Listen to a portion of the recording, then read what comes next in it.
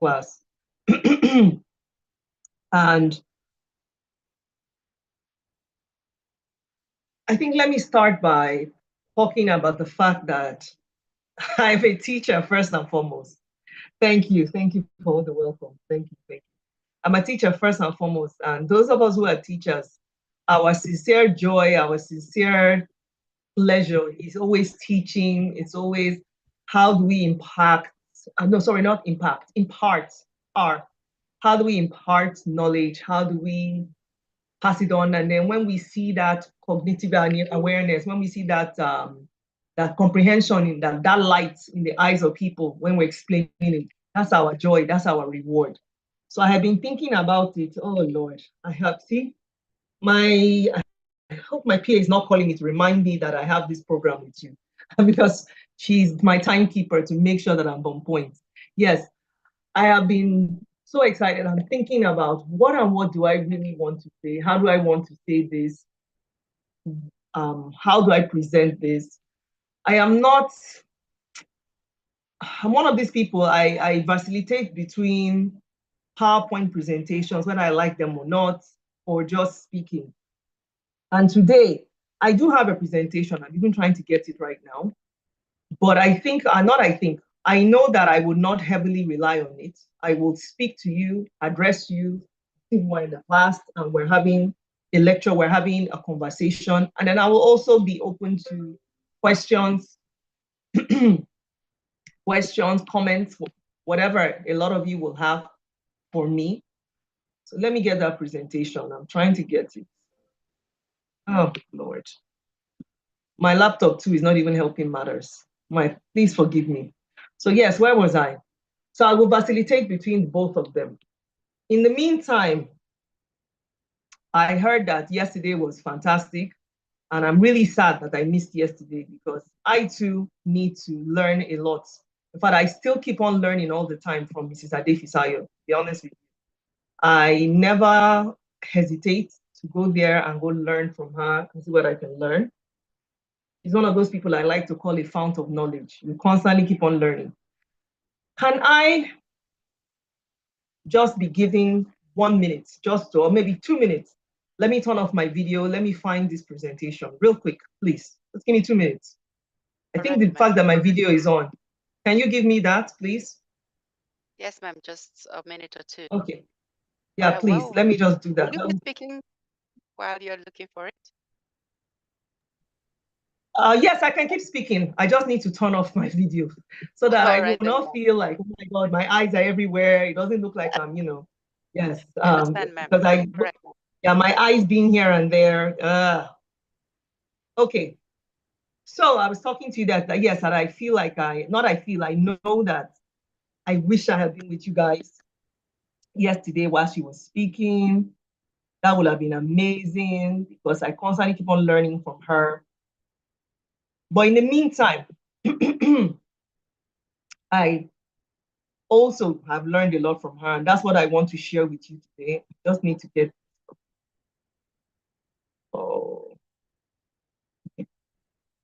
what I want to share with you all today. A lot of the learnings that I have learned. Here we go. Here we go.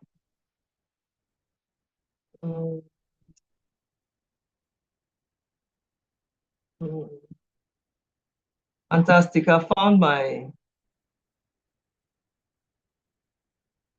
presentation. Okay. Oof. I needed. Why are you behaving like this, huh?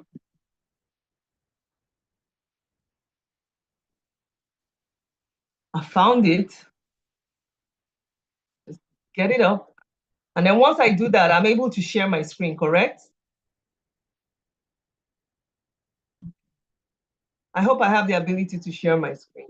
Yes, ma'am, you're a co-host. Okay, so you can. fantastic. Yay, I'm there. Woo. Ooh, that was a minute. All right, so let me put it up as a slideshow. And let me go back here. Let me turn on my video. Okay. So when I was thinking about what to share, it's always best to share from your own experience what you have done and what you have learned and things you could do differently, and also share that and get input from others. None of us is a monopoly of knowledge. In fact, if there's one thing that I have learned over the years in this journey, is that my greatest inspirations come from most unlikeliest of places, and greatest of my inspirations are from my teachers and students. And a lot of people say, what are you really going to learn? Of course, you're going to learn so much from them. The students, they're such a fresh, untapped well of potential. There's so many ideas brimming in them. Nobody has told, well, some people start telling them, but someone like me won't tell them that it's not possible and what's the point. I love to listen to them. I want to hear them. I want to continue to drink from what they have. So I'm always open. I'm always listening to them. So a lot of the ideas that I have come from them. And then when my son was living with me, when he was around me, he will also always share things that he had heard on YouTube or seen on YouTube, things he has seen on different websites. And I'll go back and I'll do research on that and I'll learn from that. So I see that a lot of times, a lot of the ideas, a lot of the creativity that I have, it comes in from different sources, different places, and I've enjoyed that. And I continue to enjoy that. Here we go. There it is.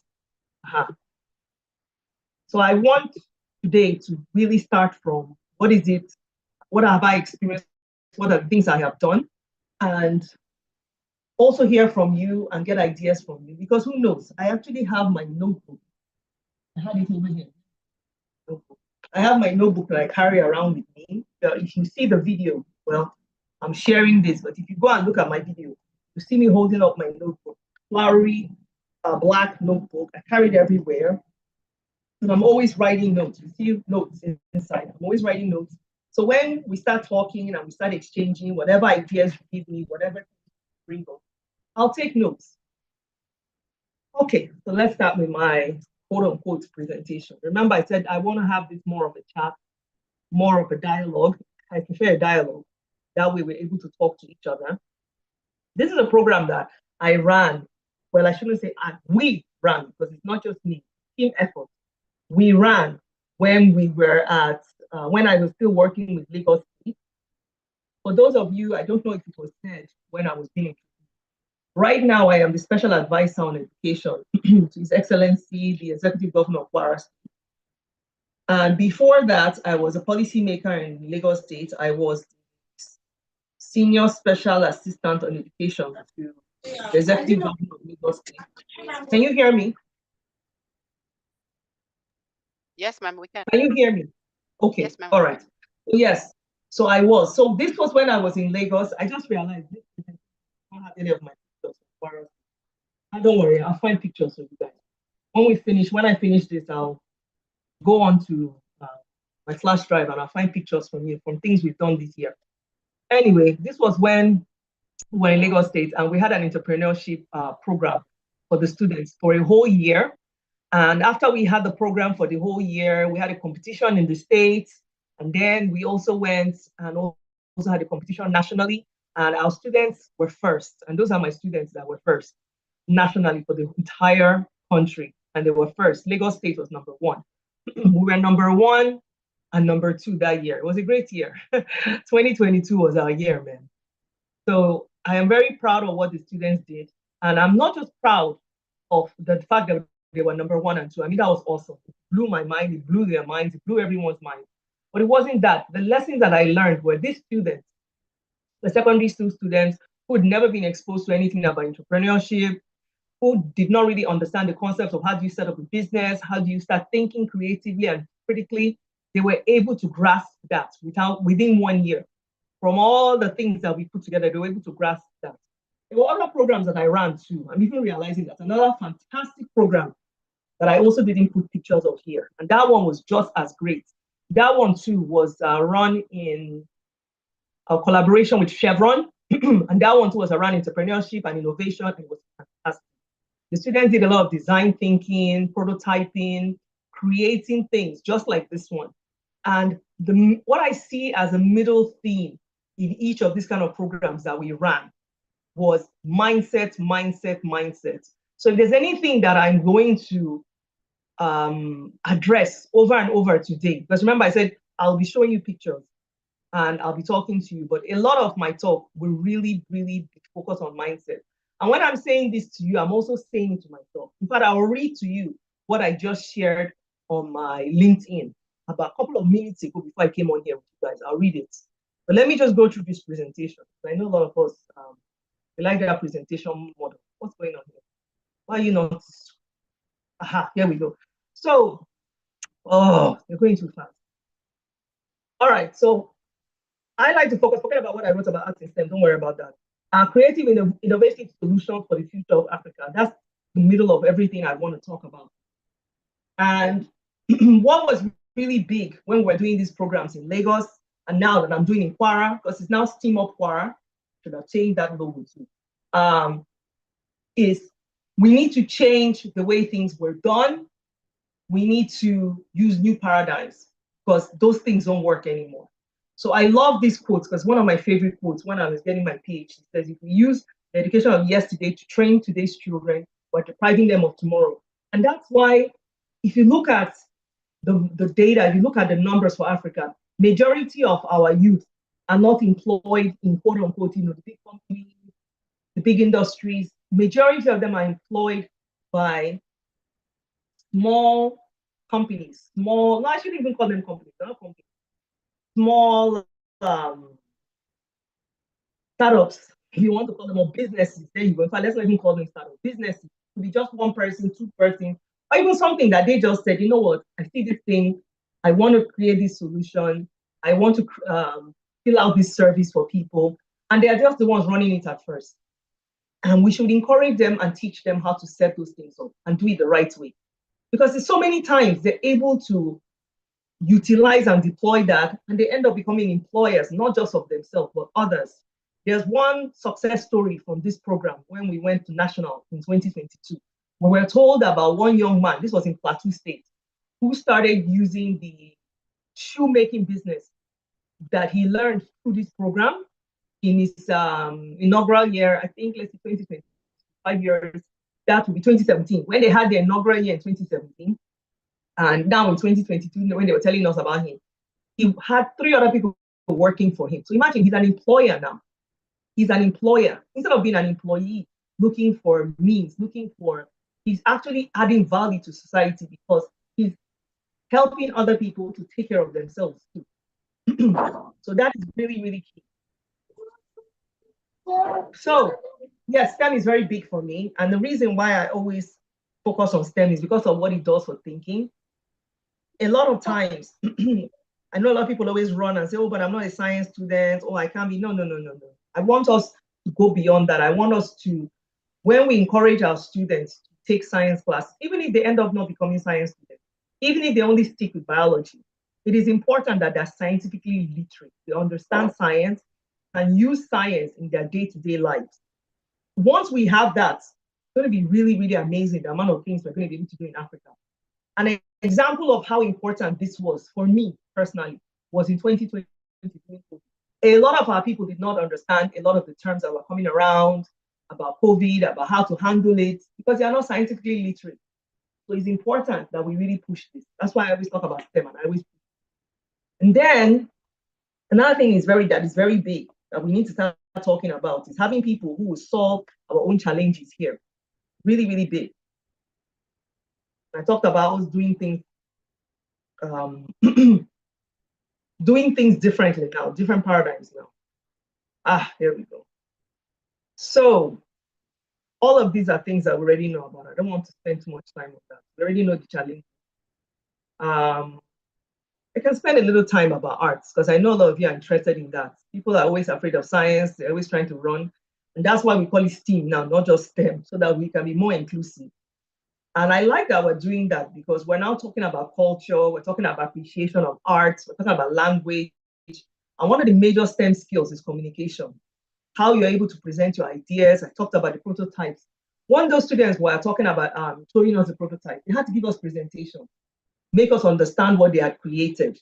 When you hear about any of these hackathons, you always hear about them doing pitches. That's the way you get money.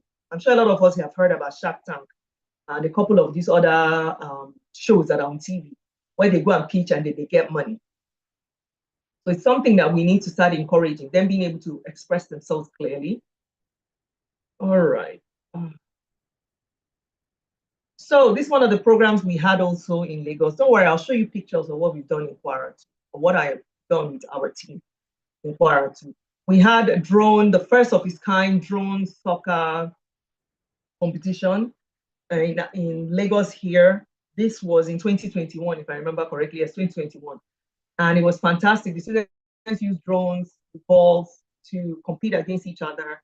I mean, it was just way amazing. We had so many people online watching from all across the world because it was just, I mean, look at those little tiny balls you're seeing there. Those are drones and the little balls in there. And they'll be manipulating them with the controllers. Even I had some time with them teaching me how to manipulate that and fly them. It was really awesome. And then that's that GIZ program I told you about. Students, these were our students. Oh, I remember this particular girl that you're seeing here.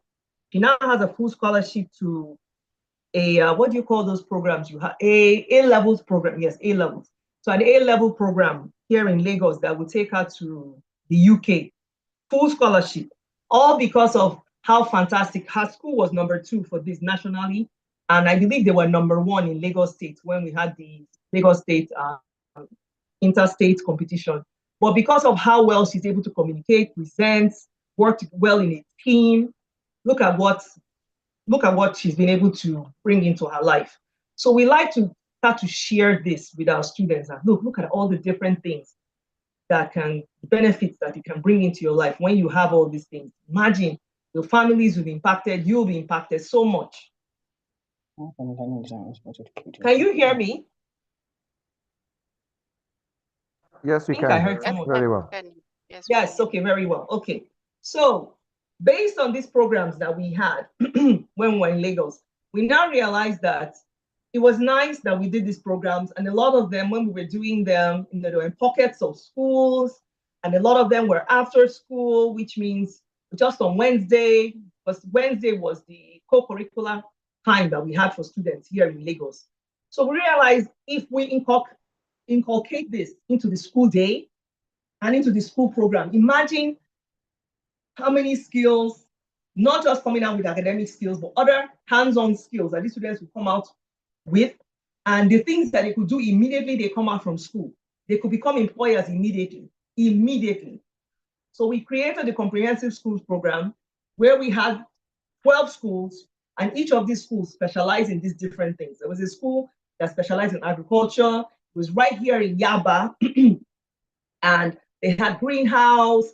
They had oh my God, they had so many awesome things in that place. Green space. They had an animal husbandry section. I mean, it was amazing.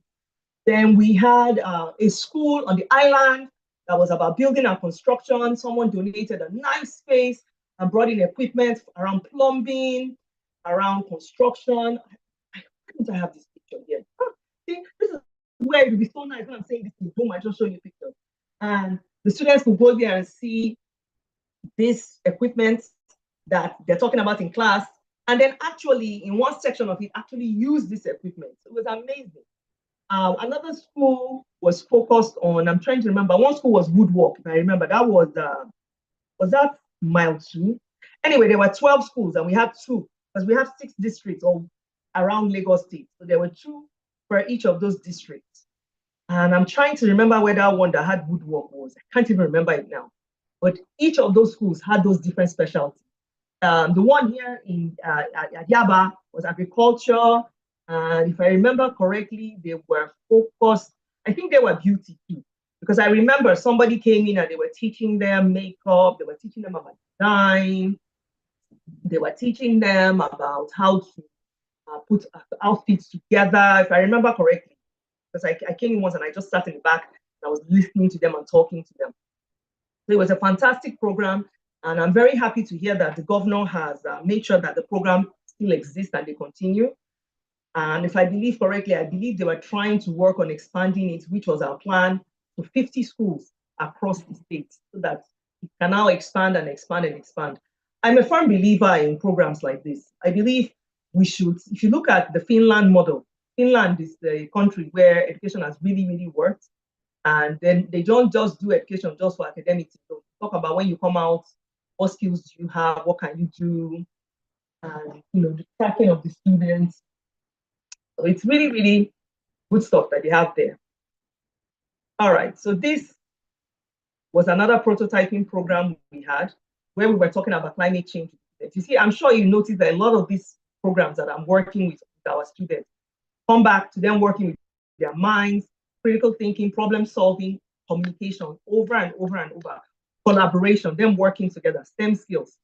These ones, we made them use recycled waste and also express how they were using this recycled waste and why this was beneficial for all of us and how they would encourage their other colleagues to do that. And what else did we do? We also planted, yes, we did. We planted small trees, we tended existing trees, we took care of gardens, we talked about how to get rid of waste around us. I mean, we did fantastic things. Things that I'm also trying to make sure that we continue to do also in Kwara. Okay. So, yeah, do you have a question, please? Remember I said this, I want this to be a dialogue, please. If you have a question, you have things you want to say, I'm still going to be showing more pictures. So it's supposed to be us talking. All right, so the whole idea is working on the mindset of our students so that we are not always, oh my God, what do I do? It's too much for me. Let me tell you the reason why you're hearing me sound so enthusiastic about entrepreneurship and why I'm such a big believer in it. When we started that GIZ program, that very first picture that I showed you, the one that I said the students were number one, and they also ended up being number two nationally. The reason I love that program so much was the program did not say, we're going to come, we're going to give you capital, you're going to go start your business. No, the program was, how do you make use of resources that are around you right now to turn them into something you can use to generate a little bit of capital, and then use that capital to now create something that you can now use for your business. And I like that they were teaching our students that, because a lot of times what you find that stops people from going into starting businesses or doing things, oh, I don't have any money, or I don't have any investment. But us, them, or should I say us, because we all did it together as a team effort, us teaching this, our young ones, are what do you have around you that you will utilize immediately to create something? And then from that, leverage that and now create other things. That's a major shift, a major game changer in the mind. Even myself, when I was listening to them and talking to them, it made me go back and start thinking that if I were their age, or if I was setting up something, what do I have around me that I could immediately say, instead of me looking for, I'm just giving an example. Instead of me saying I'm going to go look for 1 million naira or 2 million, what do I have immediately around me that I can immediately use, create some small business and leverage of that, and then expand. It taught us how to do that. It taught us how to create a profit loss sheet. It taught us what's revenue. I mean, they taught us how to calculate all those things. So the minutia, the smallest detail. I can't remember what other did. Oh yes, how to give.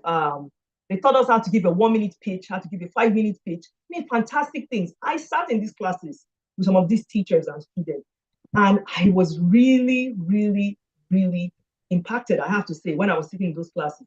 I kept saying, anybody that was there will tell you that I kept saying, even to them, that I can only imagine how my life would have been much more different if I had had classes like this when I was in secondary school, sitting down there, listening to this, learning about presentation, learning about how to utilize what's around me, learning those things that they learned. And I think that second thing that you saw me have here, improvisation, that's one of the key things that we were trying to do with the mindset of those children, was that. All right. Let me find pictures for you. Please stop sharing. I want to find more pictures from the students from this team program. And then I'm also going to find pictures from my students from Kwara too. Let me go find them right now. So in the meantime, while I'm looking for them, I don't mind answering questions.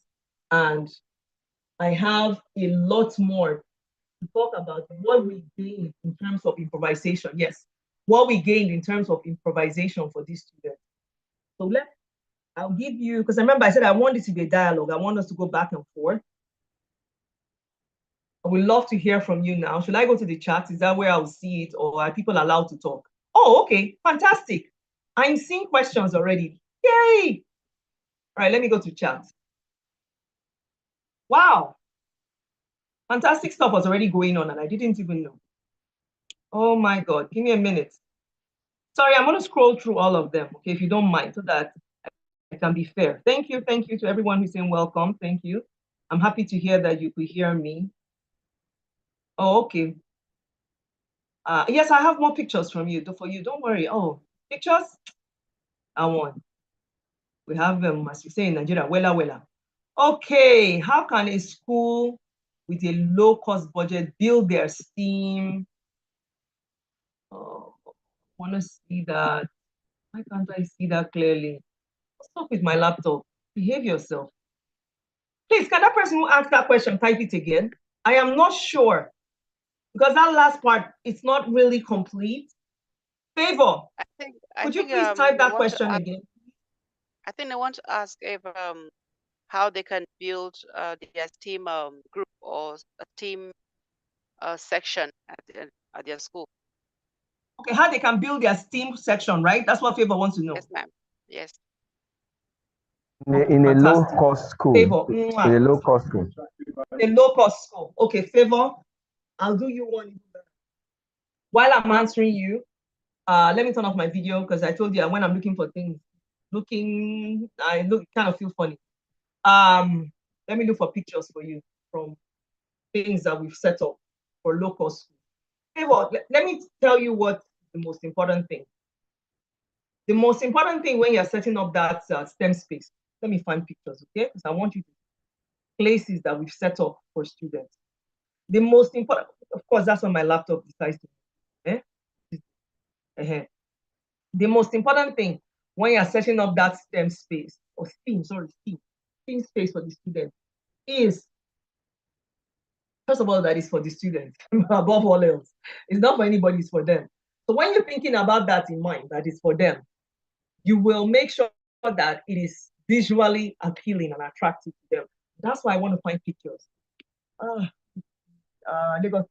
Let me start when I was in Lagos, then I'll move to other pictures, like I said, to Kwara. We set up several spaces when I was in Lagos. I want to show you spaces that we set up. I'm going to go my events, Lagos, and I'll find them for you. It doesn't have to be fancy. That's what I'm trying to now tell you. So when I show you this, you see, it doesn't have to be fancy. I've set up quite a bit now for different organizations. Let me see. No, this is not the one I'm looking for that I want to show you. I want to show you one that would really made me so happy. I did it in conjunction with, what's their name? Upwen. Okay, so let me look for them. That's the Society for Women Engineers, bingo. Society for Women Engineers. Those were one of my favorite people till today. Collaborating with them has always given me great joy. Oh yes, by the way, I'm an engineer too. So whenever Upwen, that's the Society of Professional Women Engineers, whenever they call me to come do things with them, boom, I run. I'm always excited and I'm always very fast to come and join them. Right, let's see. This is a Internet of Things lab that I commissioned here in Lagos State. Let me see if pictures can show up. Let me show you. It doesn't have to be expensive. You just find somebody, aha, fantastic. Let me show you. Just find somebody that is a good artist that will, work with you when you tell them that, see this. Tell them that, let me go back and share the screen. That you're doing this for the students, you need their help, they should please help you.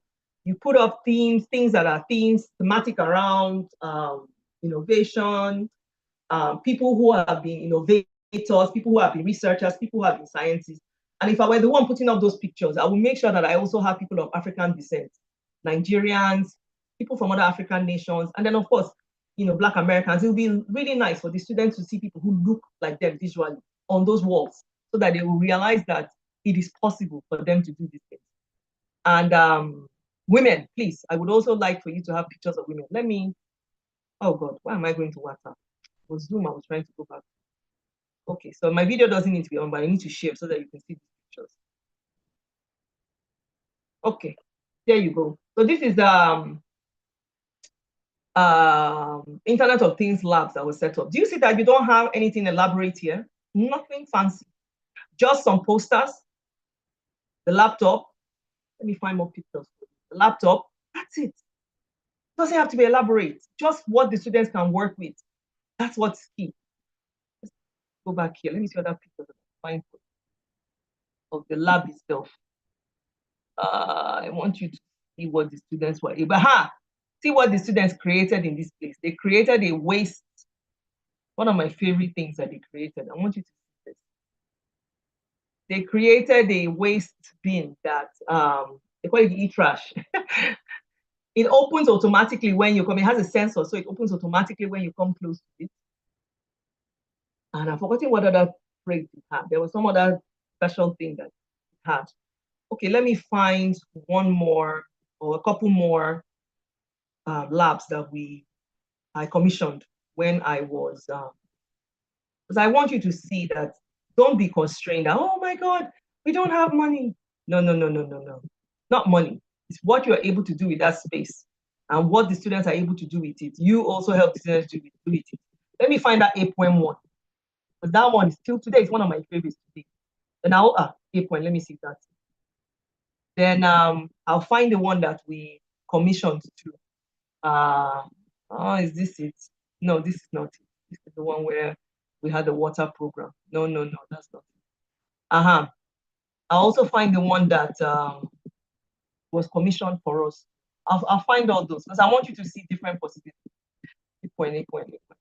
Oh God. 8.8. 8 point will be 2022. 8 event. Maybe that should be fun step. This should be. Yes. Hello, this should be. Who is that? Oh, bingo. I want you to see this is when we commissioned it. I want you to see what the inside looked like. Okay, that's what I remember. My key was for you to see the inside. Okay. So I'm going to share screen again very soon, please. I really love that question about the low-cost schools. Where is Zoom? Zoom, so that you can see me going around and looking. Oh, Zoom, come on, behave yourself.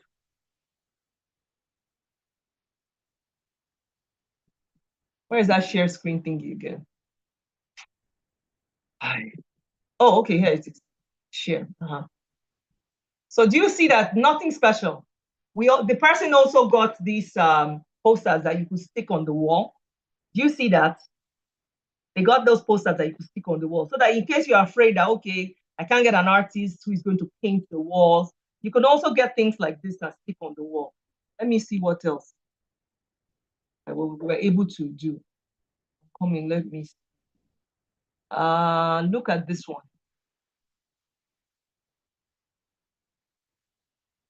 Do you see more of those posters behind us?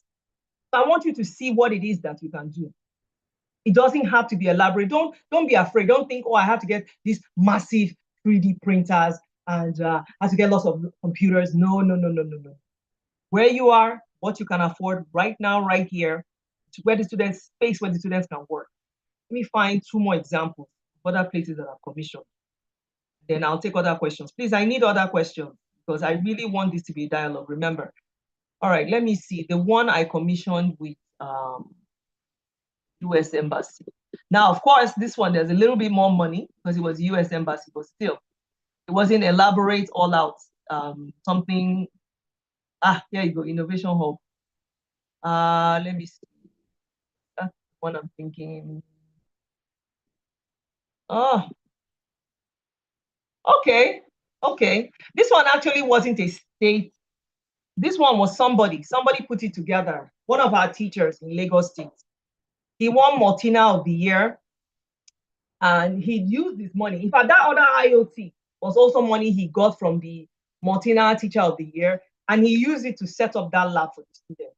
So when he was also setting up this lab, where he got some grant money and his own money that he put together, he asked me to come commission the place. So do you see, nothing elaborate, nothing out of the extraordinary there, just laptops, some tables for the students. Let me see other pictures. Ma'am, you're not sharing your This is screen the anymore. outside. This is the outside. This is the inside with the students. Why can't I find out that? Oh, bingo! This kind of picture I want you to see exactly what they did here. You see that? Just some laptops. Ma'am, you're not sharing. You're not sharing. Oh, it's not sharing. It's not sharing. Okay, don't We are worry. not I'll seeing make the sure. screen, You oh. see. I'll make sure because I want her to see. Just give me a minute. Let me go back. Just give me a minute. You see it now. You see it now because I need you to see it. Share. Come on, baby. Here we go. Can you see it? Yes. So you see that? The posters Yes, I just mentioned. See the posters? Yes. Laptops. When you're setting this up, you can get some donations here. And then they don't have to be new laptops. Some tables, some plastic chairs for the students. Just start from there. And the students are able to work. In fact, there's one section here. I don't think the pictures are in this folder that I showed you. But there was a sewing machine where they were sewing some things so that the students could also create some bags, some caps, so that they could wear caps when they're taking pictures, things like that. They give different things. It is not one size fits all. It doesn't have to be, oh my God, so fancy. No. What works with your budget, what you can set up right there, right there. It doesn't have to be elaborate tables, simple tables that they can put laptops and they can do work on. Those plastic chairs are fine. Nice posters. If you can't get an artist to come and draw on your walls, I was going to show you other labs. I don't want to take too much time constantly looking through my folder. Just simple things. The whole point is the children should be able to come in there, feel like they're in this space where their minds are supposed to be working and they'll be excited about telling people, come see the place where, oh, I'm so sorry about that. Come see the place where we're working at. Come see the place where we're doing all these things. Before you know what's happening, the children will own that place even more than you. You see this lab that I'm showing you is an innovation hub in Ali Mosho. And you can see the pictures that I was one that went to go and commission it with him.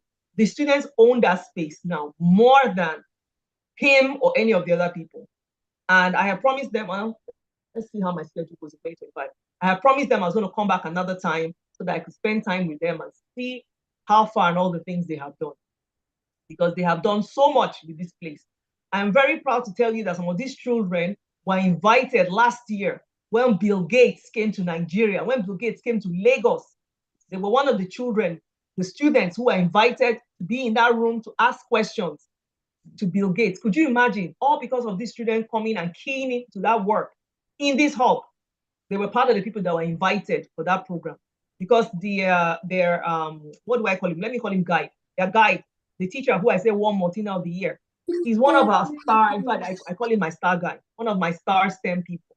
He's always plugged into all these different programs. He's always making sure he looks for opportunities for these children. He's always signing up to try to be part of all these different fellowships. So because of that, his network keeps on increasing and increasing and increasing. So when these kind of opportunities come, he always makes sure that he pushes his students forward. And all these projects that he does with his students, he's able to portray the work that the students do. So they're able to capitalize on those opportunities. So that's what I want you to think about when you're thinking about this, your space in that low-cost school.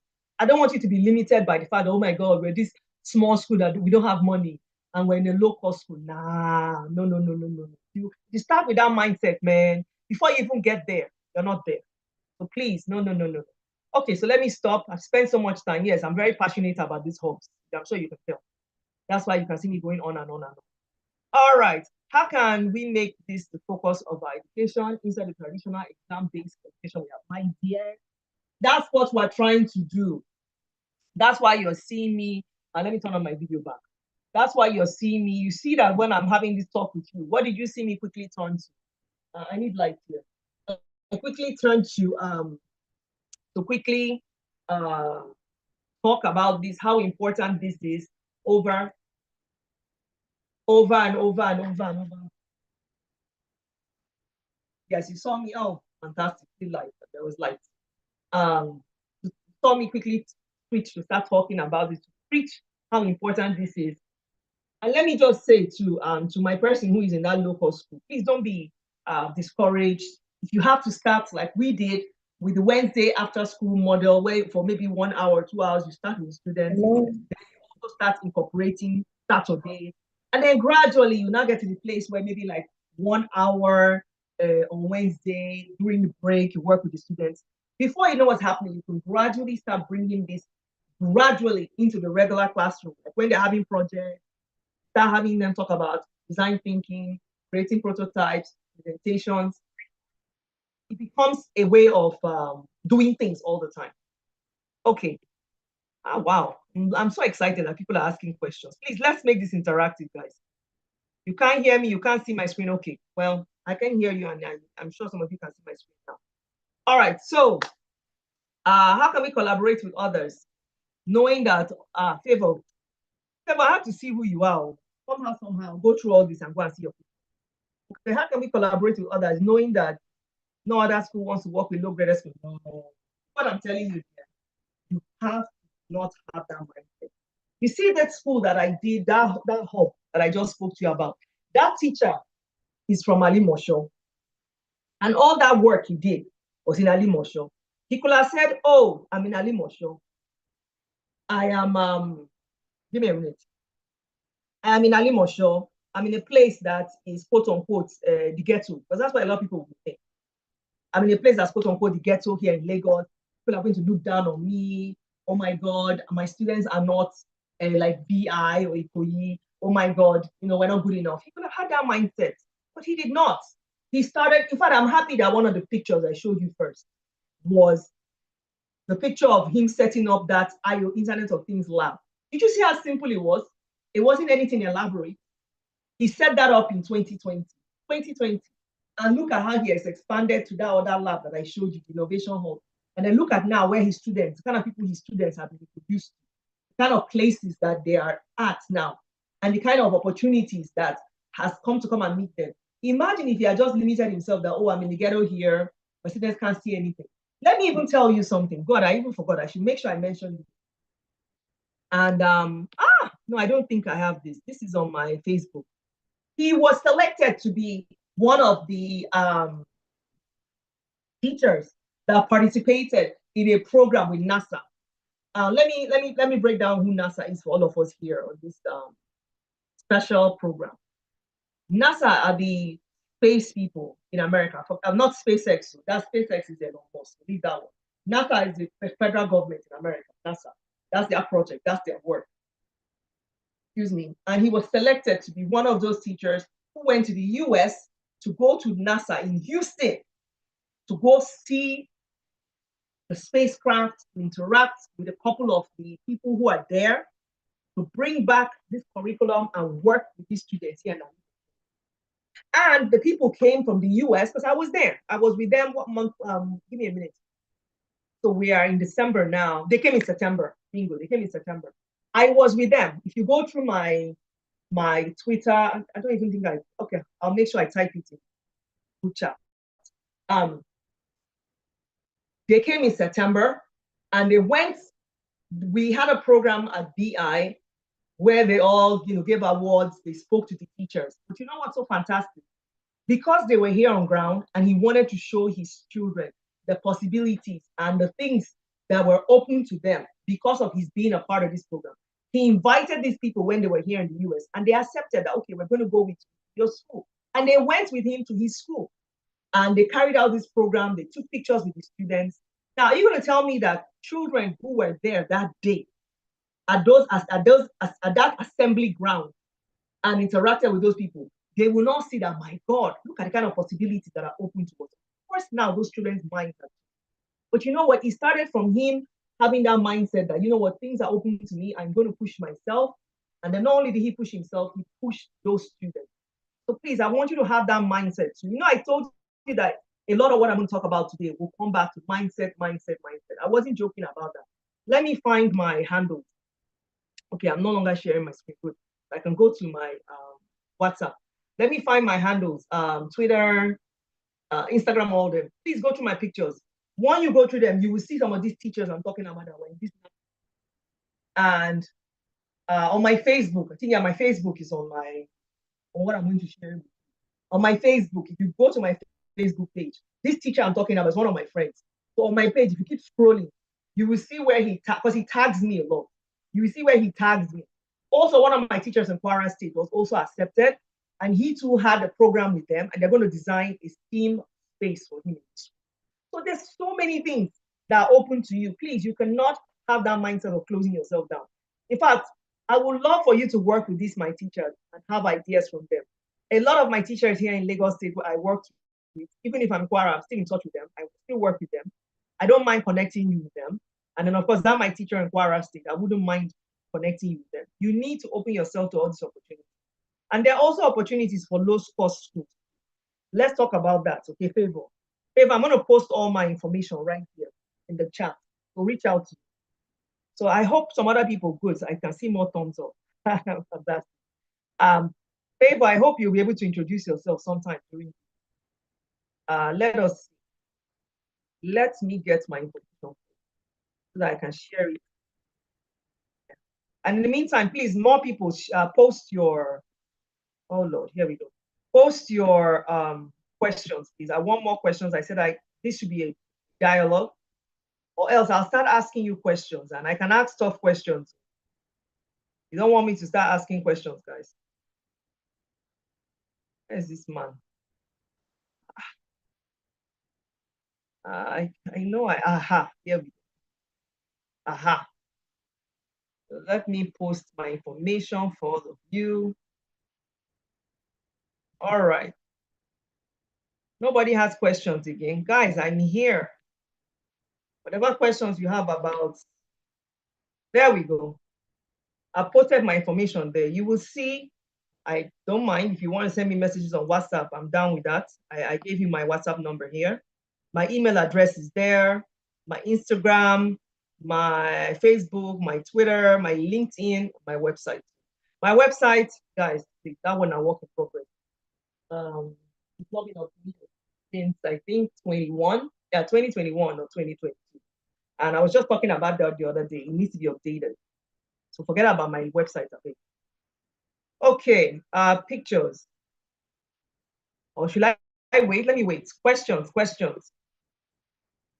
The only person that has low-cost school that has questions. And the person, he or she, I don't even know if it's a she, is so brave coming out and asking all of this. I really love that. Those are the kind of people that we want to hear more from. Okay, do we have any parents here, people who are concerned about their children's education that want to talk about how their children can tap into STEM? This is the right time for you to ask those kind of questions. I love answering those kind of questions. Okay? Okay. More friend requests. People have already started checking out the Facebook. Very good. All right. Okay. I promise to share more pictures of the things that we're doing. Let me find. I'm very proud of these children. I'm sure you can tell in my voice when I'm talking about them. Extremely proud of them. In fact, I was not in the country, but let me tell you some wonderful news.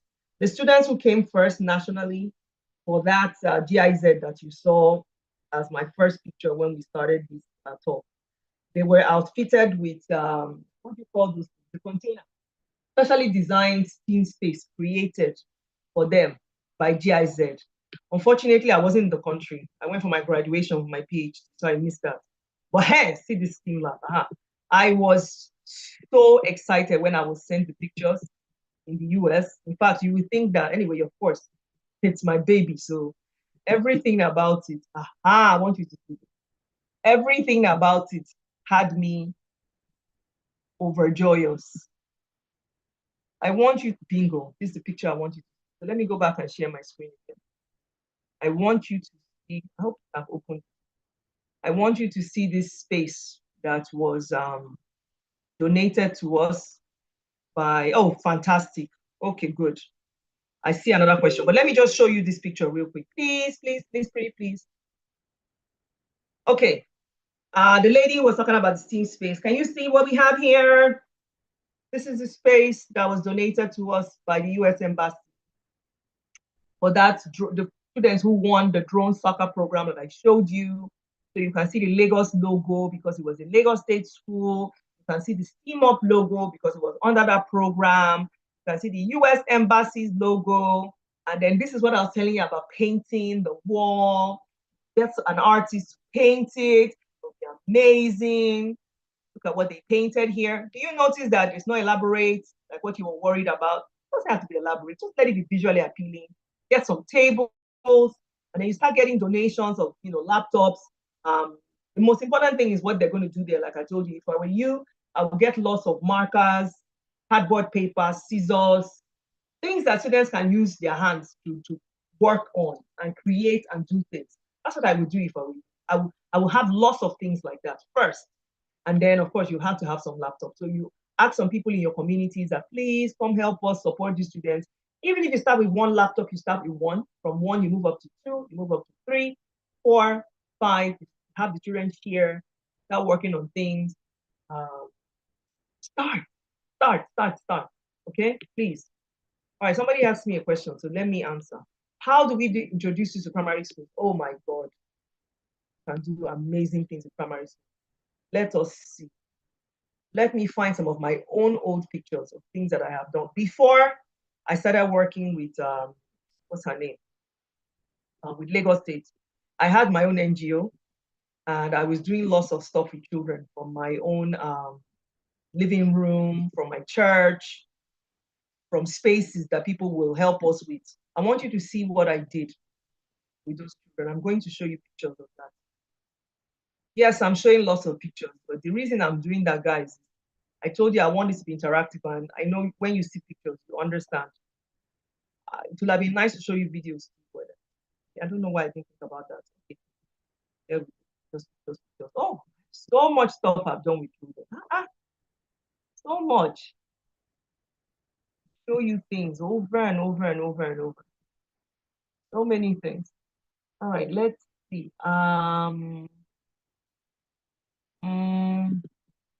I need pictures. Pictures of students, actually. Uh, what year? Campus. 2021. Did I have any? No, I didn't have. No. I was in Lagos. 2019. 2019. I think that's when we had a program for that. I want you to see the things that these children worked on. So that it's not just me telling you. I want you to see what these children can do. Primary school children, because I really believe in catching them young. One of the things I always talk about over and over all the time. These are tablets. I don't want you to just see technology. If you see technology alone, you'll be afraid and think that you need lots of money. I don't want you to have that mindset. I want you to have the mindset that whatever you have, can use it for these children.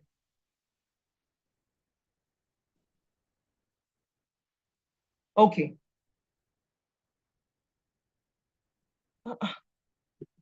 Where are the ones where we were teaching these children about acids? Sorry, my laptop just started deciding to freeze. Right? What's your problem? I want you to see the simple things that we used to teach these children about acid and base, so that you're not scared. That it doesn't have to be expensive, it can be cheap, and these children can still learn. Oh, great. My laptop decides to freeze. Okay, while it's working on that, let me tell you what we did. What I did was I went to my church in, when did I start doing this? I started doing it in 2015. Remember I said I was an engineer. I resigned from where I was working in oil and gas because I realized I wanted to do this full time. I wanted to work with our teachers. I wanted to work with our students. I wanted to promote STEM education. I wanted to train because I used to go to my son's school. I'll talk to the students. I'll talk to the teachers. It was such a major gap. And when I started consulting in 2016, when I was no longer in oil and gas, I saw there was such a major gap. No, I want you to see cheap equipment. I don't want you to be scared. I'm going to keep looking until I saw there was such a major gap, and I started doing this. And I found out, just like what you were sending me a message about, that a lot of people are afraid because they think, oh my God, for me to teach science, for me to teach about coding, I need to have expensive equipment. It's going to be so much stress. And it doesn't. I found inexpensive equipment, things that are very cheap. I found projects, I found experiments online. My laptop, I don't know. Today now, normally bam, bam, bam, bam, bam, I'm moving from application to application. Today it's like just wants to riot and get angry. Let's just give it small time. Let it finish pouting. Allow us. So I found all these cheap, inexpensive projects that I did with the students. And those are kind of pictures I want to show. I hope this thing will allow me to show to you. If it doesn't allow me, I can tell you about them. I taught the students about how to test for starch. That is a very cheap one. Go online and Google that. It's a very cheap experiment that you can do. And it's so colorful and the children love it. Another one I love to teach is about the presence of vitamin C. That's another very cheap one, very, very cheap one to teach them. And that one you just use inexpensive chemicals and things around you. Oh, okay. See your life. See you. You now agree to show me pictures. That was So vitamin C, I just told you, right? What else did I used to teach? God, so many different kind of experiments. Looking for chickens. I don't want you to be scared. You know what? I found it. Fantastic. I'll share it now. Give me a minute. Oh my God, I'm so excited. I can't wait. You see them. All right, I'm coming. You'll see these pictures. Please just give me a minute. Can you see the children? Please tell me if you can see my children. This is my church. You see that we're on regular tables. I mean, yes, because I'm a scientist and I wanted them to learn proper science protocols and procedures, I made them wear the goggles. But that was because I was trying to teach them about proper scientific, etiquette and behavior. And I wanted to start inculcating that with them. That guys, I want you to start seeing yourselves like this. So I made them wear them. And I had quite a bit. I think at that point, I don't even know if I had any more. At that point, I had 50, because I used to run these boot camps in my house, in my living room, in the churches, and whenever they gave me time. So I had that. Then you can see those plastic pipettes. They're very cheap too. I got them, and then I got plastic test tubes and plastic, those are my aluminum flasks and pipettes. What else do I have? Flasks, graduated cylinders, plastic ones. So that even if they throw them, I will not cry and say, oh my God, they broke anything. And I think this experiment we're doing right here, if I'm looking carefully, this might be the vitamin C one I'm just telling you about. Yes, it looks like it. Yes. I think it's vitamin C one I was telling you about that the children were doing. So it's very inexpensive. You see the children at the other table, same thing too. You don't have these flasks, because I got them when I used to travel. You can easily just cut out Coke bottles and use the bottom as your and mark them. When I say mark, use a marker. You're looking at me on video now. You see, use a marker and just mark the sides, like 1 centimeter, 2 centimeter. Just mark it so that they're measuring, and then just improvise. Find things around you. This is the gum container. For me, something like this can also take off the lid and make it one of those graduated cylinders. Mark the sides too. Improvise. Doesn't have to be expensive equipment. Then for the pipette, you can use a pen. And then you can use something on the top. I can't remember what it is that you can use. Press back and forth so that you can use it to bring out water, whatever chemicals you want, and then release it. So it doesn't have to be expensive here. It can be cheap. All right, what are the key things? Oh, people are asking me wonderful questions. All right, so what are the key things I have? Oh, people, what is me? I was like, what? You want me to start teaching what I have learned? And I've learned so much in my life. Fantastic. I like that you say you begin recycling with your students. Really great. That's fantastic. Fantastic. All right. Any more questions? Look, I can keep showing you pictures. I can keep showing you all the things that we've done this, we've done that. Let me see if I can find pictures from Quara. I also would love to show some of the work I've done in Quara to students. This work is not today's work. It's not tomorrow's work. It's something that all of us should roll our sleeves. You can see me demonstrating now in the video. We should all roll our sleeves and get involved. You heard me talk about using my living room. Why did I do that? I remember the first time when I started doing this program, I think it was like a week. No. It was 2 weeks in the term. And we're talking to the students about weather. We're talking to the students about acids. And I was shocked at how little knowledge the students had. I'm serious. It really, really blew my mind. And the reason why it blew my mind is, guys, one of the things that you come in contact with every single day are acids and bases. I mean, fortunately for you, they are mostly benign ones. They are not harmful, but you do come in contact with them. And you do come in contact with some of the ones who are harmful too. In your stomach, there are acids. It's just that you've learned you're eating how to balance them out. In the kitchen, you come in contact with a lot of them, the acids and bases, the things you use in the bathroom. Even those of us women, when we're relaxing our hair, what do you think you're using? That's a base. That's relaxer is a base. So you're coming in contact with all these things. Do you understand how they work? Do you understand the chemistry behind them? It's important that they do. It's important that they understand this. Because tomorrow we want people who will be able to create these things here in Africa for us, things that work for us, for our skins, for our bodies, and are friendly to our environment. And the only way that's going to happen is by these children carrying this thing out right here in Nigeria, right here in Africa. That's the only way. Let me see what I can find. Imo Bootcamp. Oh, yes. One of my joys. We did a boot camp with the children. Sorry, I'm just going to show you boot camp pictures and that'll be around. I'd rather you show you students' pictures than my picture.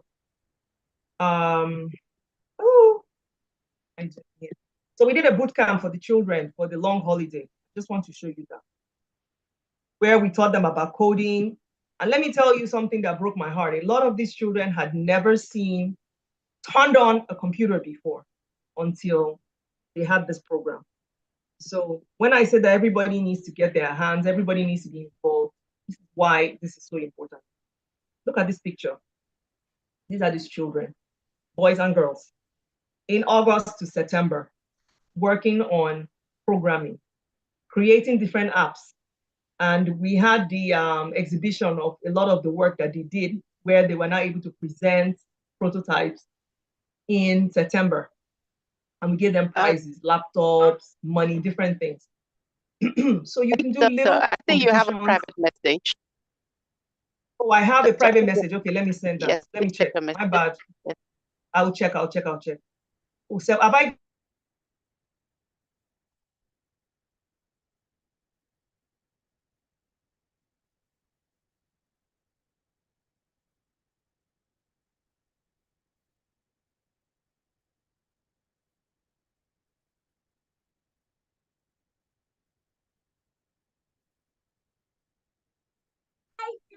No.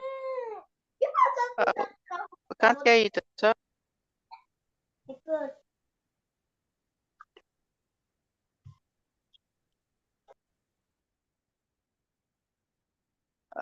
Doctor, we can't hear you.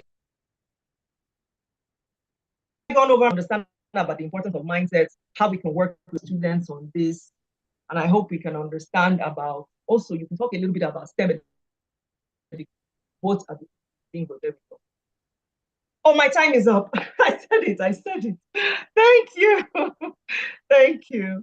All right. Thank you so much. Oh my God. Didn't I say it? Thank you. Thank you, doctor. Thank you so much.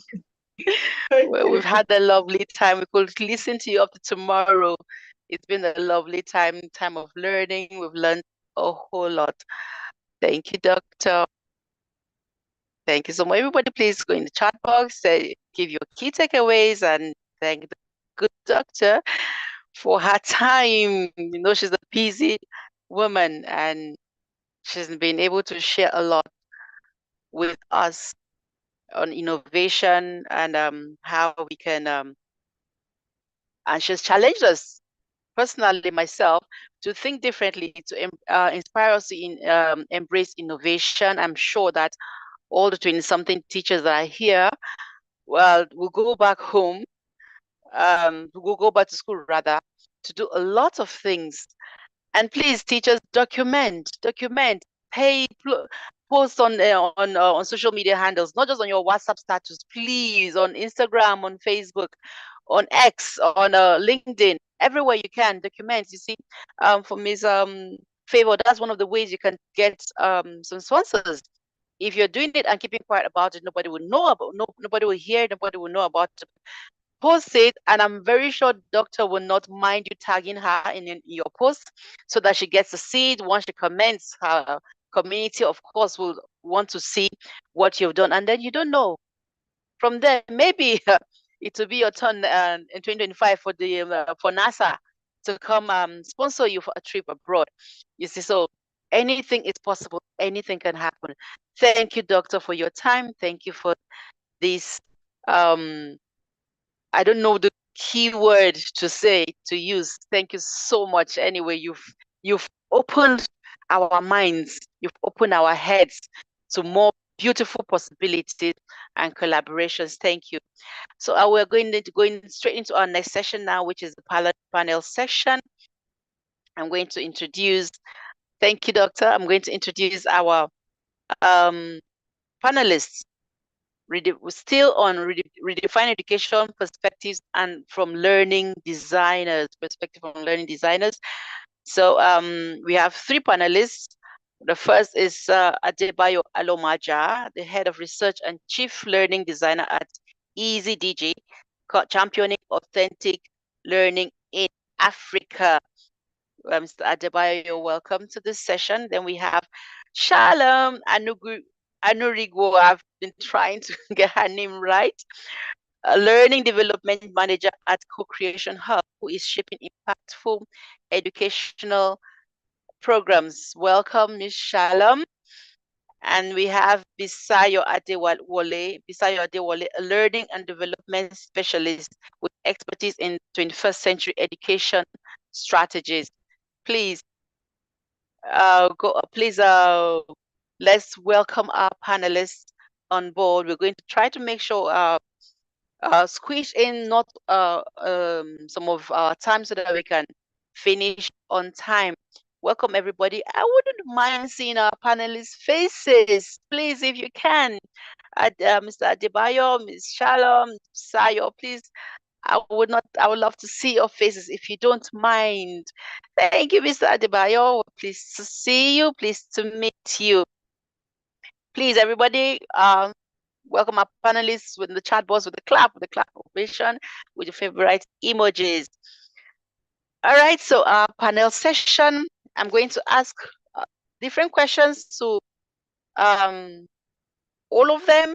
I'm going to start with Bisayo Adewale because I'm not seeing the face. So I'm going to ask first. So from what we've learned already, please keep an open mind.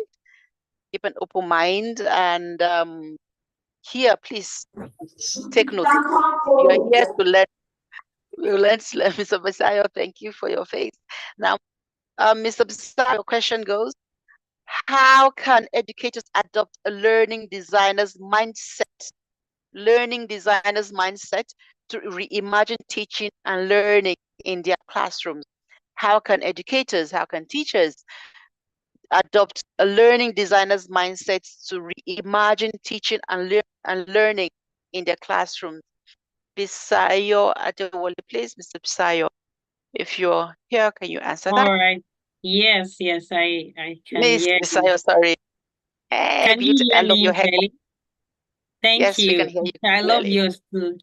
Can Thank you hear you. me? All right. So thank you so much for having me. Thank you, Mrs. Shojibra, for having me amongst these honorable teachers. And I'm happy to see Shalom and Mr. Adebayo. So I'm going to be making a lot of references to them because they're part of my journey, one way or the other. All right, so to the question, how can learning design, right? Please just help me repeat it. How can Sorry. educators adopt a learning designer's mindset to reimagine teaching and learning in their classroom? All A right. learning So, designer's mindset. okay, I'm going to break it down. The learning designer's mindset. One of the components of a learning designer's mindset is context-based. So contextualized learning, which is not common for educators, not common for teachers, because they are used to developing content and delivering it, right? But a learning designer wants to make sure that whatever a, a learning designer wants to make sure that the content, the teaching content or the learning content is converted into an experience, a contextualized experience that can be easily transferred into the real world. So that's a mindset.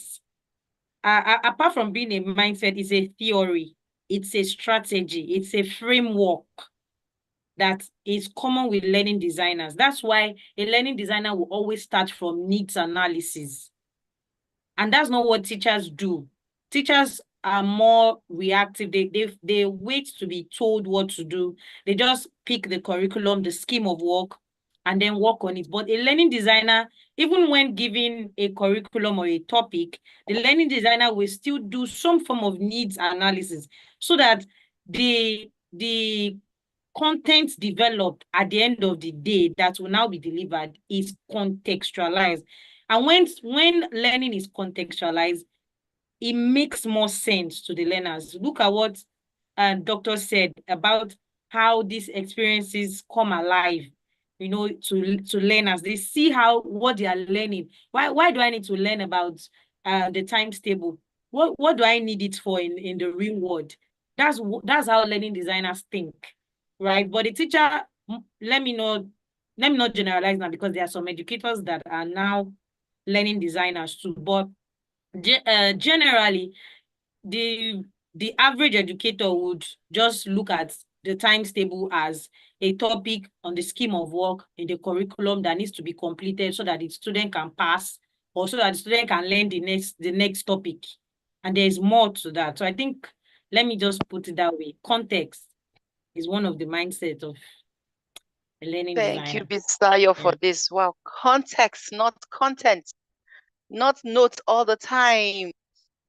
Doing. I think that is what we've learned from the doctor today. What are you doing? Thank you very much, Bisayo. Mr. Adebayo, the next question is for you.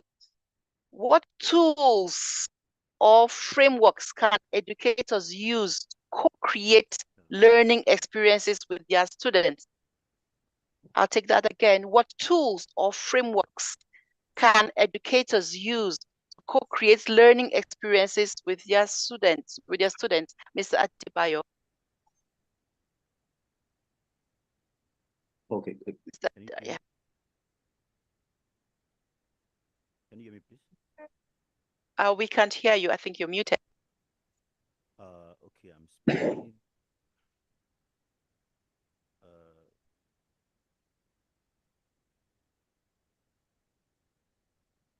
Can you hear me now? Oh, your volume is quite low. Quite low. Wow. We can't hear you. Your volume is quite low.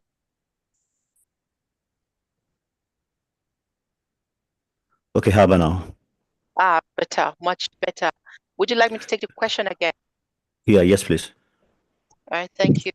What tools or frameworks can educators use to co-create learning experiences with their students?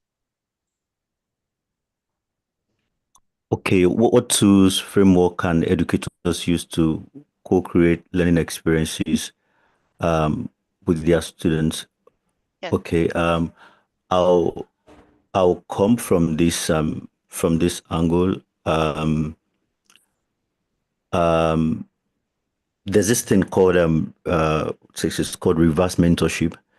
So reverse mentorship is when conventionally you expect that as an adult you are supposed to provide mentorship to young people, But then because we have a generation of young people that is coming who I believe they are wired to take the world to the next level.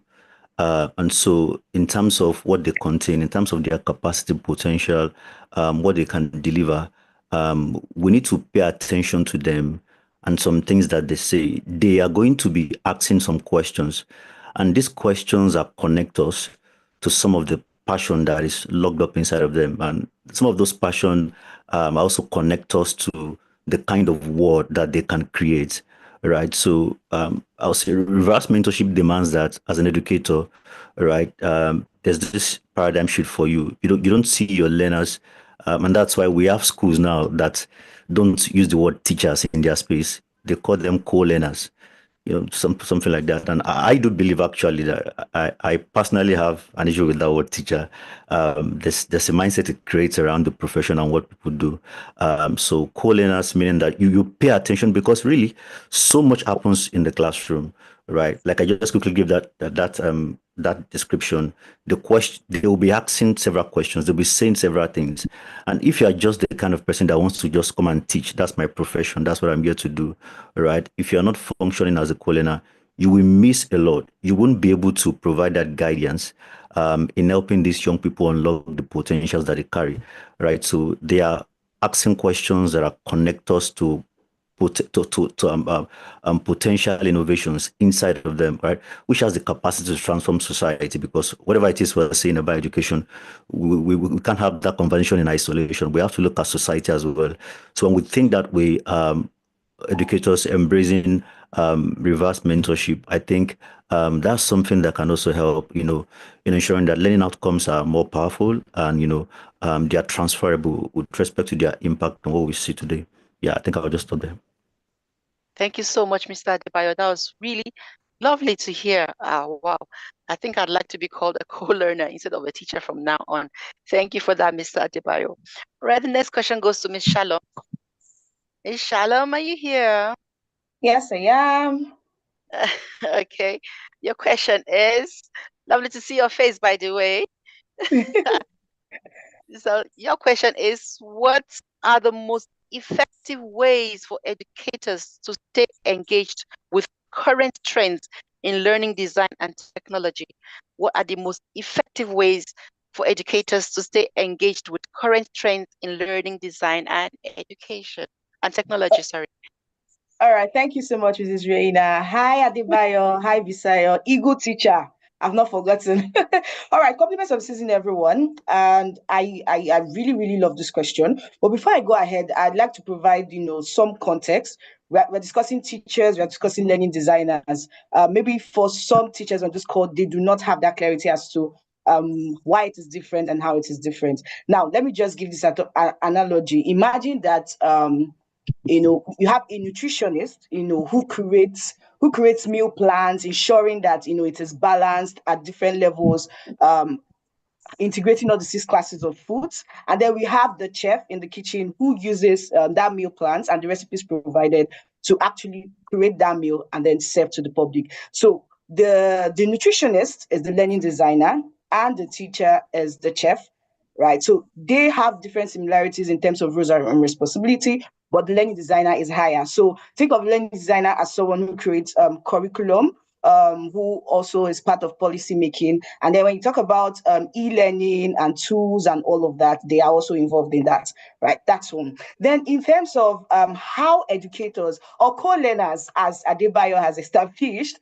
right, on this call, can stay ahead of, be informed of trends in education. The first is to join a collaborative learning community. There are a whole lot of them. The change makers community is there. There are just a whole lot of them. I know Adeboya has a community. There's Teachers Lounge from CC Hub. Just join a collaborative learning community and don't just be passive. Please be active. It's one thing to join a community and you're just in the WhatsApp group and you're not attending the seminars, webinars. There's no way you would learn a thing or two and apply. That's the first one. Join a collaborative learning community. The second one is to be a researcher, basically, right? Every day, there are different innovations that are coming up in education and education technology. I don't even want to go into AI, right? If you're here and you say, oh, I don't know what it is, at this point, no, you're wrong. You need to be a researcher. What are the current trends? What is happening in education technology? What do I need to know? That would make you adaptive, right? Then the third one, be an innovator, because it's one thing to learn all of these things, join communities, attend webinars. It's another thing to apply. And just like Bisayo has said, contextualize it. I saw a question why doctor was speaking, how can I do this in my community? You can use tools or resources that are available to you. Eagle Teacher, you can remember when we always say, when we talk about IBO and teachers lounge, they say, oh, how can I implement this? This, that. Use the resources available with you. Start from somewhere. That's what makes you a 21st century educator. I'd like to stop here. Thank you. Thank you, Miss Shalom. Always lovely to hear from you. Always dishing value. All right, we'll take another round of questions because of our time is fast spent already. So Mr. Adebayo, I'll start with you. What are simple low-cost strategies educators can implement to foster creativity and innovation in their classrooms? Simple low-cost strategies educators or co-learners can implement to foster creativity and innovation in their classrooms. I like this question because we teachers are always saying we're not paid much, our teacher salary is little, we don't have much money. So what are simple strategies, low-cost strategies that educators can use? Mr. Adebayo, over to you. Yeah, okay. Mic check. Can you hear me? Yes, I can. All right. So yeah, simple and low cost. So I'll say real quick is to rethink assessment, right? Because every question is a box, right? Every question is a box. When you the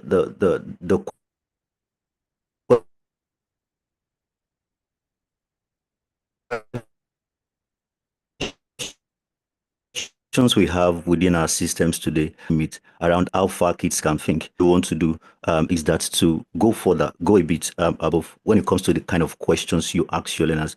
Don't ask them a question that Google has the answer or ChatGPT has the answer, right? So today in our education system, we need to look deep.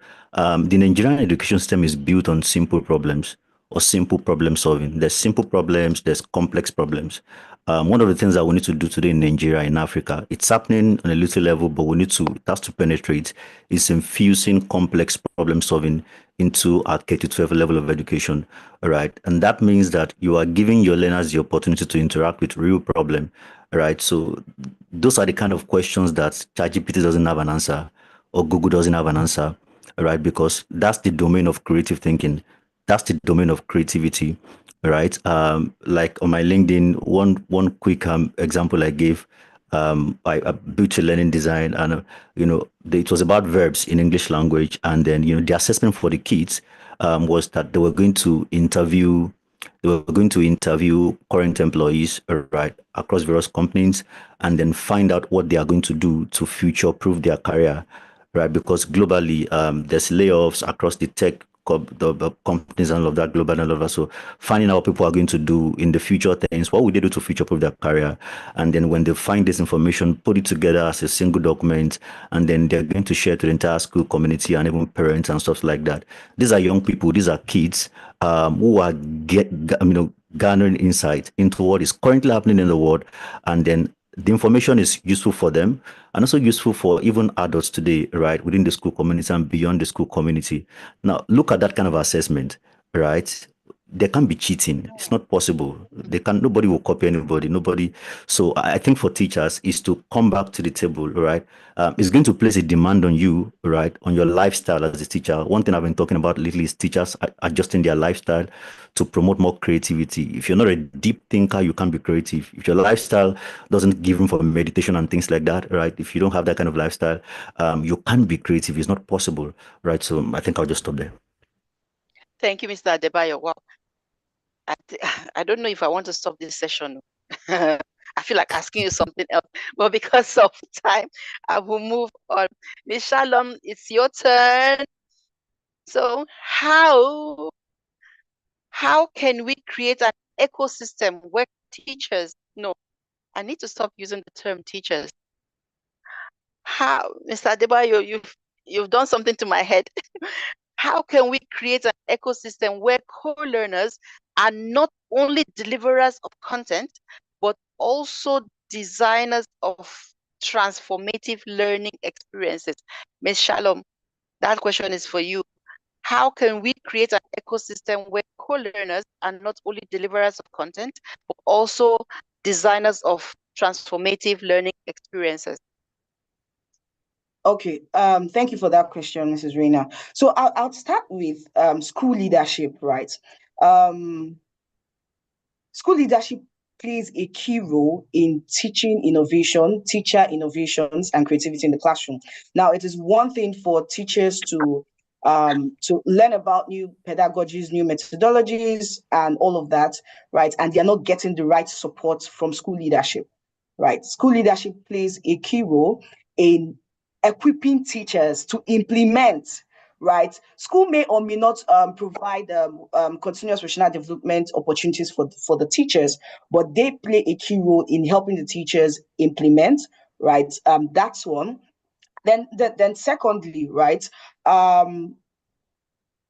We as co-learners, right, we need to implement or apply what we have learned, or the strategies, the methodologies we have gathered at the lowest, simplest ways, right?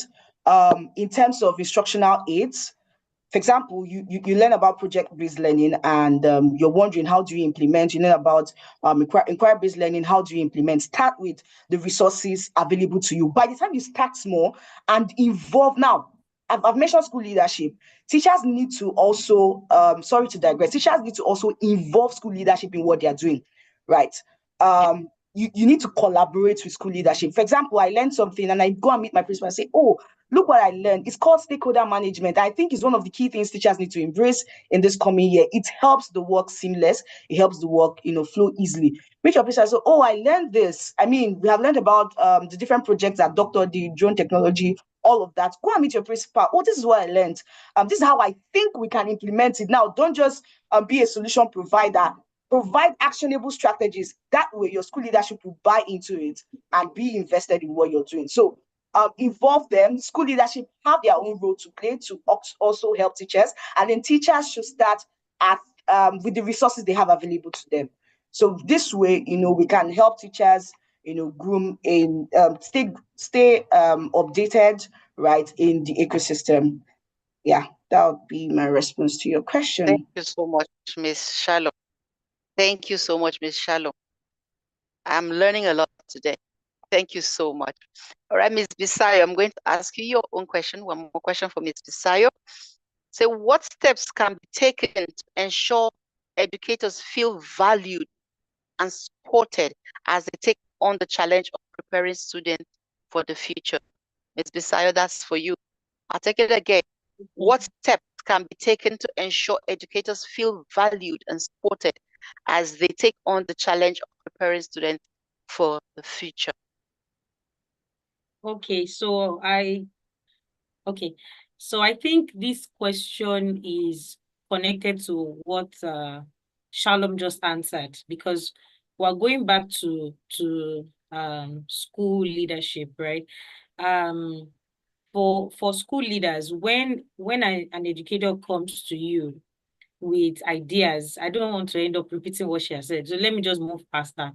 Now, another thing is let's what if you're in a situation where the school leaders can't, I mean, they are not just in a position to support you, because that's the reality. Some of them they don't know how to, they don't know what to do. It's just what it is. So what do? You have to take ownership.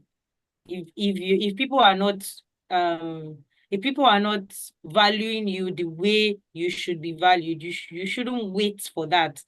So you need to make sure that you keep projecting your results keep projecting your results so that when people see your results, the value comes without asking for it.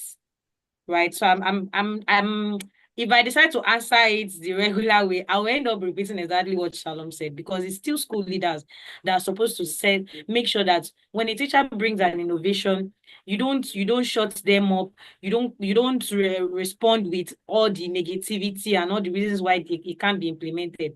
But the reality is that that's what happens. So what do? You make sure that you're always projecting your results, no matter how small. Always project your results. Like you said earlier, that's Raina, you said share your work, document. Teachers don't know how to document. If you don't document your work, how do you want people to value what you are doing? Everything that all the innovations you've done is just by mouth. You're just explaining it.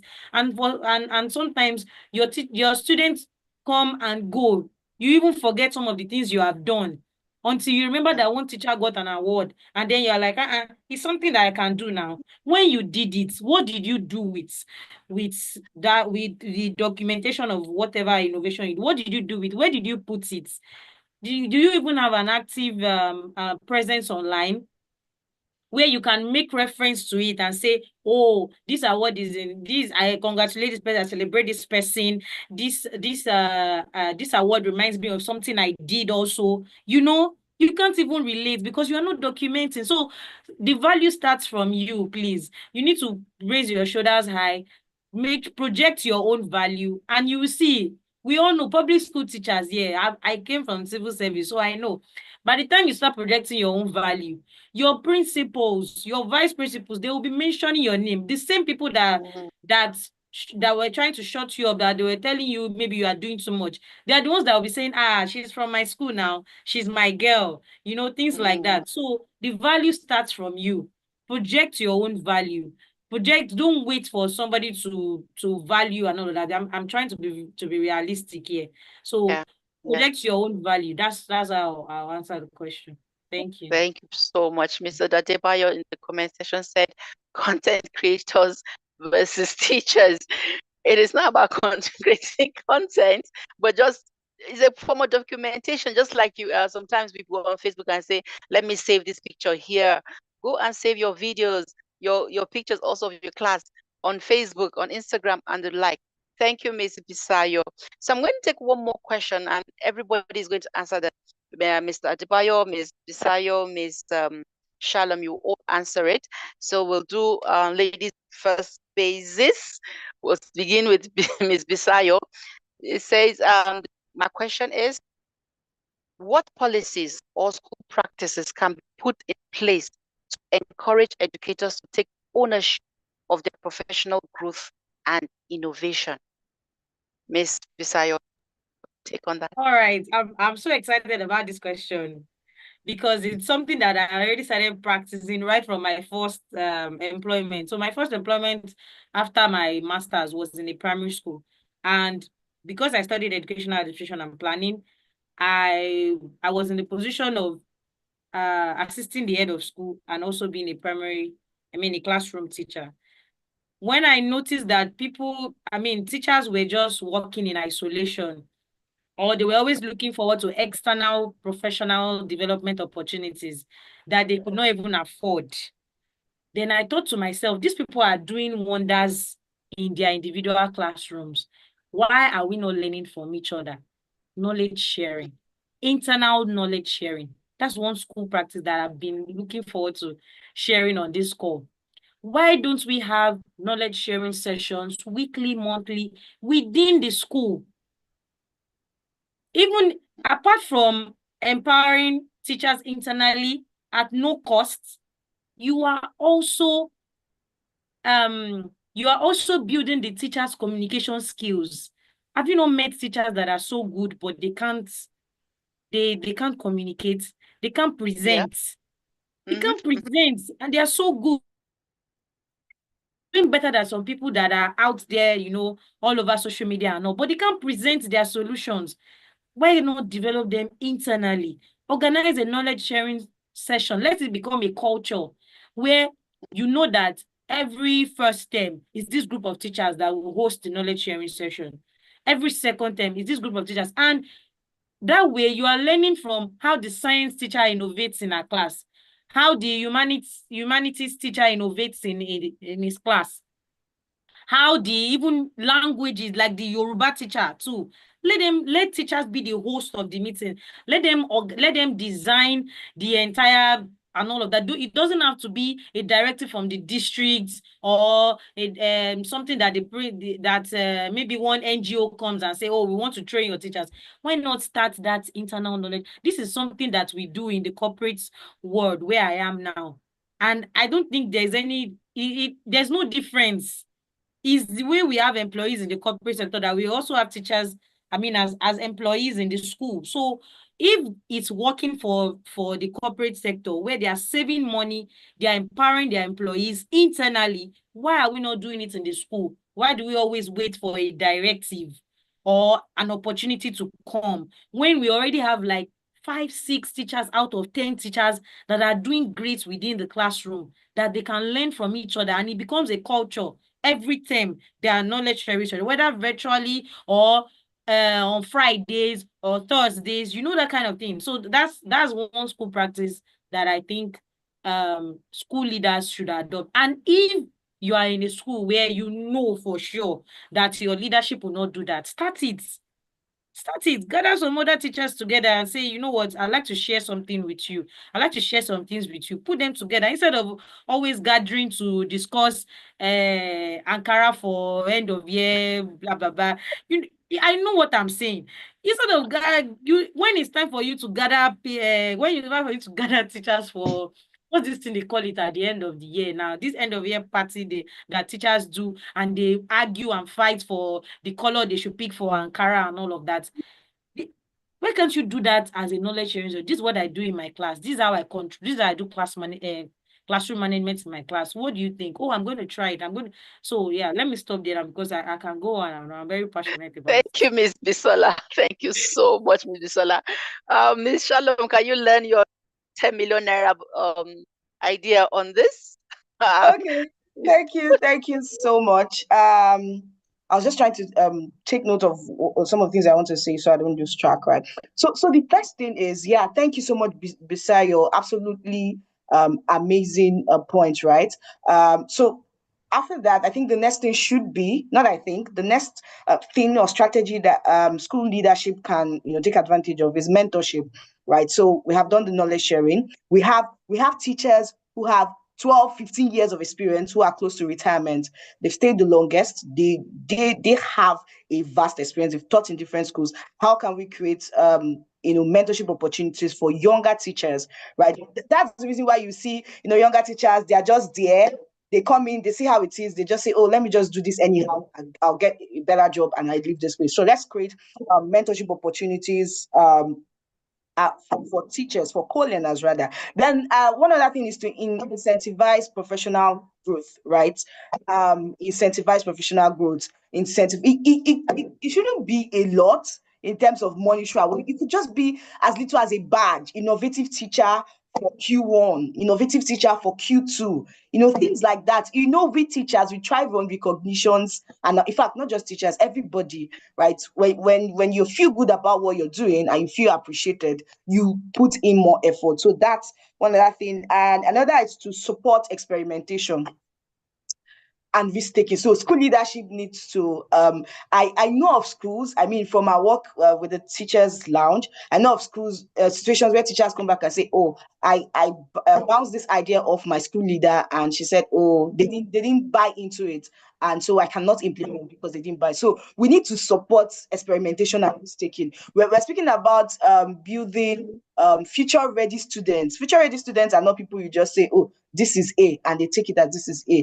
We also need to inspire creativity and motivation amongst them. I think the last point I have here is we need to leverage technology. We are in the digital age. I mean, BioGPT is here. Maybe he can shed more light on that, right? I'll stop there. I wanted to call out Ego teacher so that she can share something, but I know we don't have time. So over to you. Thank you. Thank you, Ms. Shalom. Mr. Adebayo, over to you. Yeah, so I think Shalom and Bisa, they've pretty much just said most of it. So I want to just come from another perspective. which may not. So I have discovered that when it comes to professional development for teachers, when it comes to trainings, um, most of the time, school leaders don't pay attention to the skill set of the teachers and how that can impact also the quality of learning experiences within the classroom. So here's what I'm trying to say. Every every teacher will create an atmosphere, and this atmosphere is a function of their knowledge base and their skill set. For example, if I am a creative teacher, you can expect by default that my classroom will be filled with creative students. If Yeah. I am a resilient teacher, I'm mentioning these skills because when we look at society today and the way things are shifting, there are certain skills that various reports are speaking to that are very important for us to have as individuals. So the first thing is not even for the learners, it's for the teachers themselves to have the skills so that they can thrive, right? And so that they can model, right? These skills to the learners because these learners are seeing it, right? When we talk about things like resilience, like flexibility, like adaptability, so these very important skills that these learners should have, right? How do we get teachers to first have it? Right, how do we get, because most of the trainings that happens in school, when I look at it, it's more operational. um, I hope I've used the right word. It's more around things that happens, but it's not really about the teachers and their lifestyle and the skills that they have, right? Because at the end of the day, the whole essence of the education the kids will experience is to become individuals who have certain skills that helps them thrive in society. So the question then is the mentors, the adults, the co-learners they are working with, right? Do they have, those skills? And that will just bring me to the point of saying that we need to look at also, training teachers in that regard. It means that teachers are going to be subjected to also project-based learning, right? So teachers should be subjected to project-based learning. They should be trained in such a way that they have to come up with projects. All right. And when they are going through the process, and that's how, because the training school that we have in Nigeria is not built around training teachers that way. So a conventional teacher is not trained that way. All right. So there has to be like a different way to such that when we are training teachers, we are putting them in that place where they are practically building the skills because they are exposed to certain content and learning experiences, right? That is immersive, right? So imagine that your teachers are working on a certain project. I remember doing this to some teachers, and there was a scenario around certain problems around certain places, and these teachers were working around how to solve this problem, right? That's how these teachers are going to learn these things practically, so that when we then tell them to bring it forth in the classroom, it's not sounding like something abstract or something that they don't understand, right? So I think that this is one side of professional development and trainings for teachers that we also need to consider, so that we have teachers in the classroom who can provide the guidance required for the learners we have in the classroom today to thrive in the society. Thank you so much, Mr. Adebayo. That is insightful. Wow. Oh, I've had a lovely time. I can say I am full. I wish we can go on and on and on and on. However, we've overshot our time. So I'm going to say thank you to our panelists, Mr. Adebayo, Ms. Shalom, Ms. Bisola, for your time, for lending your voices and answering all our questions. I have more questions. Honestly, I have a lot of questions. We don't have the time for it. So thank you so very much. Audience, please keep the conversation going. Share your experience on social media. We use the hashtag the change makers. For those that are not on the change makers, please um, um, join us. You can get into contact with Ms. Shola Sojebra for the link on how to join. Before we end, I would like to invite Mr. Afolabi for the closing remarks. Mr. Afolabi, if you are here. All right. Thank you so much. Thank you so much, everyone that has spoken today. Thank you. I want to say a very big thank you to Dr. Salau, Mr. Adebayo. Thank you for the insight, Miss Favor, Miss Shalom. It's been a fantastic 2-day masterclass indeed. And please, for everyone that have joined, I want to appreciate you. And I want us to appreciate the Change Makers group, um, headed by Mrs. Shola, Miss Shola Shodibra. It's been a fantastic 2 day, and we've got this for free. Imagine the kind of things that we've heard these 2 days, and it's for free. Please, there's nothing much we can do than to appreciate change makers, than to give our feedback based on what we have learned. Please don't be selfish with your feedback. Let us have your feedback on the change makers group, on your Instagram, your Facebook. Let's put it out there.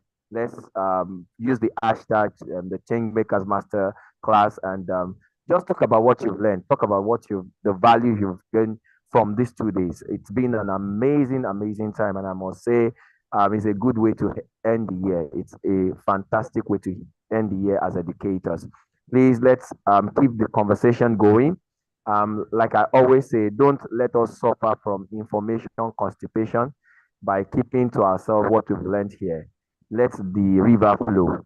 Whatever you've learned here, there are many of your teachers that are not here. Please pass on the message, take it out there, let them know that yes, you attended a 2 day masterclass that changed your mindset, that equipped you for the new year, and also share the knowledge with them.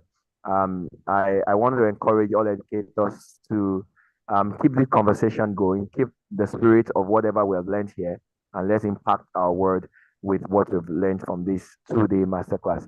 In case I don't know, can we share the link for the change makers group? If we can share the link, so if you have the link, please join the change maker community.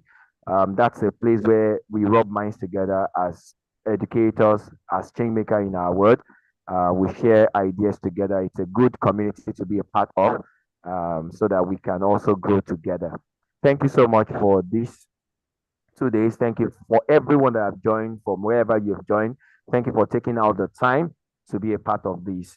We love you. We appreciate you, and want to say a very good night to everyone. And see you again in 2025. It's going to be an awesome year together. Thank you, and bye for now. Thank you, Mr. Afolabi. Thank you, everyone. Thank you, Ms. Shola Sochipra, for this innovative gathering. Thank you, everyone who was able to join. I'm sorry the link wasn't has not been put up. However, you can get in touch with Mrs. Shola Sochipra on any social media handle. That's the name she uses everywhere. Shola Sojabra. Just type it.